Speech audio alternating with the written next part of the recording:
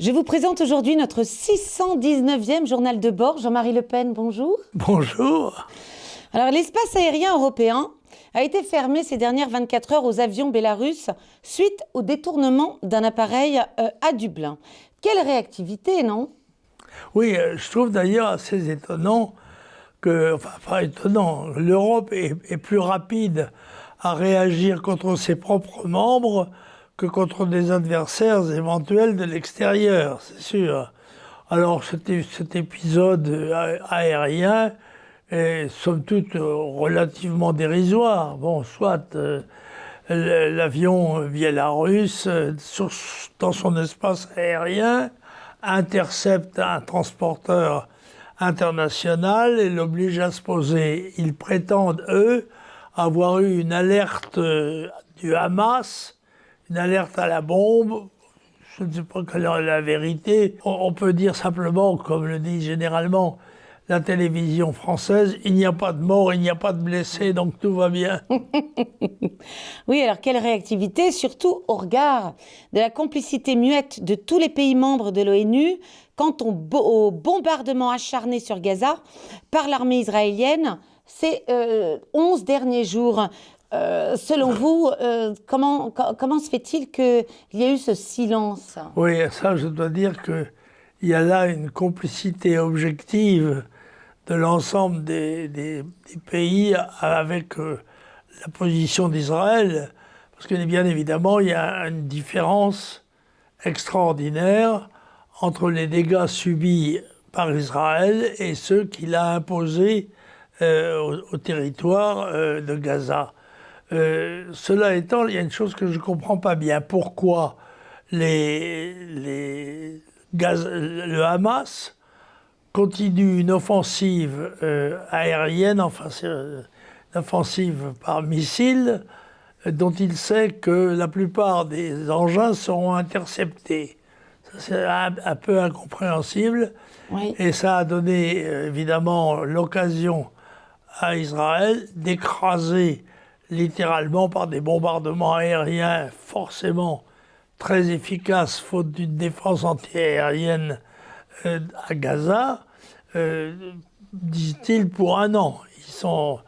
Ils ont écrasé, y compris d'ailleurs, un bâtiment de communication internationale, soit, c'est assez pitoyable, de 220 morts d'un côté, 10 de l'autre.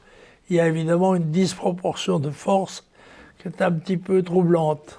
Oui, alors les Palestiniens réclament de fait la restitution de leurs terres spoliées peu à peu depuis la création de l'État d'Israël en 1947, à leurs dépens bien entendu.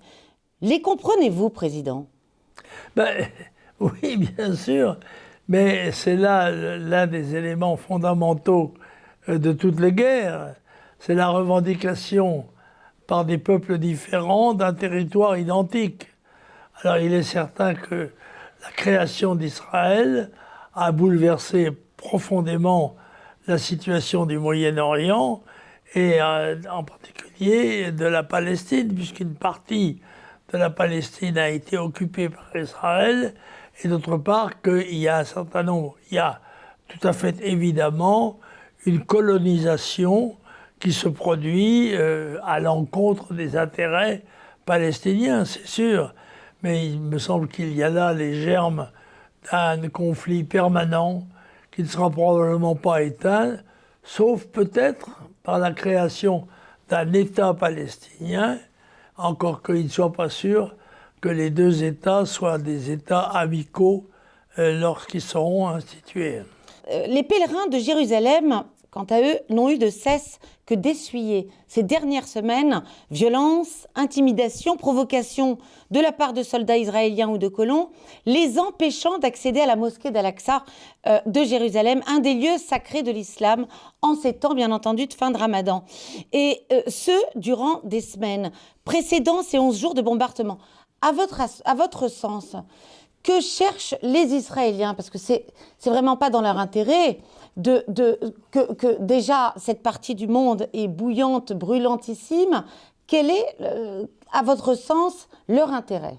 Moi, je crois que c'est de gagner du temps. c'est qu'ils essayent de désarmer leurs adversaires éventuels pour éviter toute concentration de forces qui pourrait leur être nuisible. C'est la guerre, somme toute.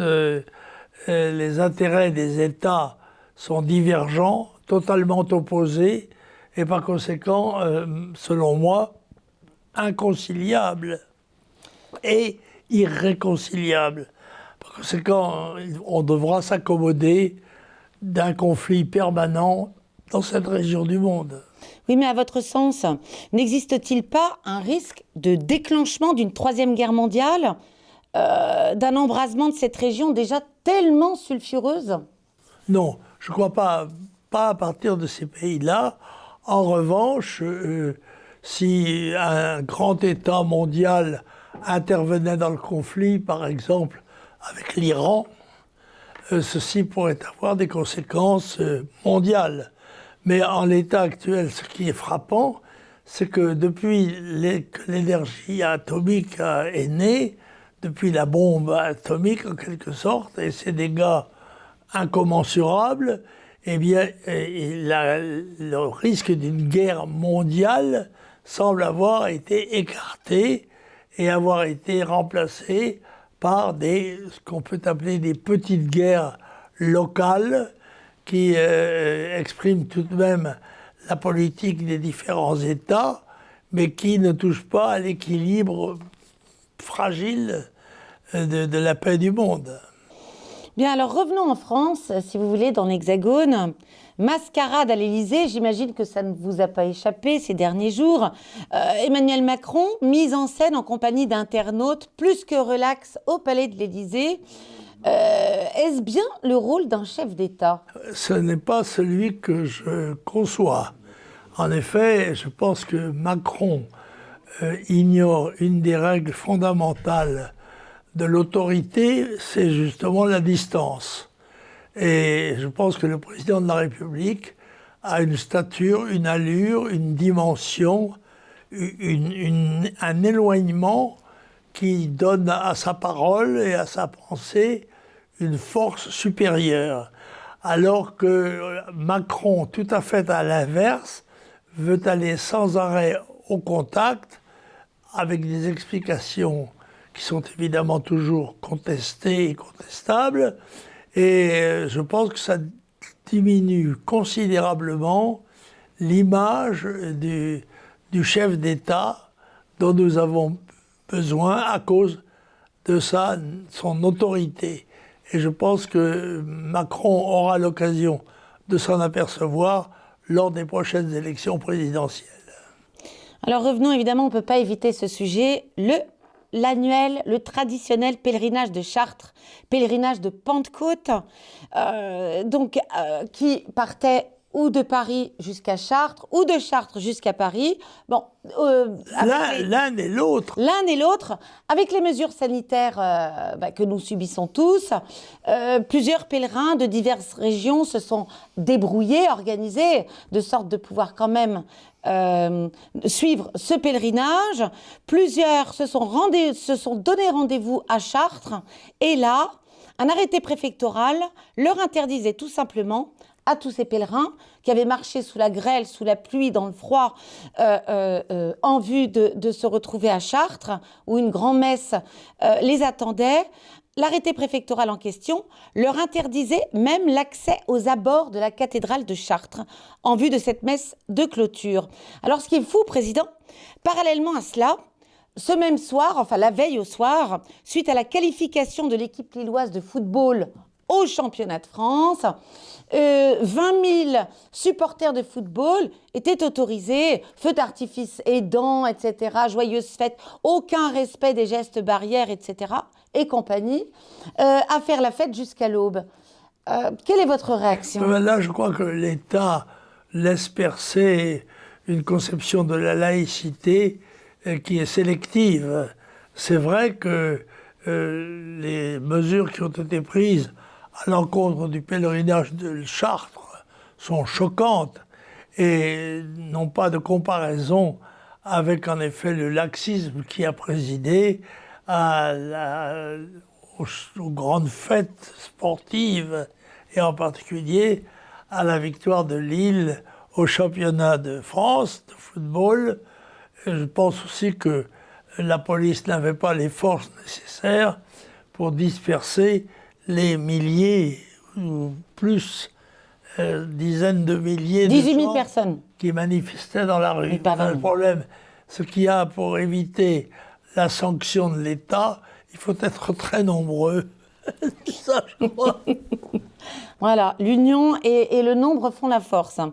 Bien alors, cher président, vous avez quelques lectures aujourd'hui à nous présenter. J'ai des lectures, en effet. J'ai 2 livres, hein, parce que j'ai un relatif mal à lire, parce que d'abord, ils sont toujours très longs.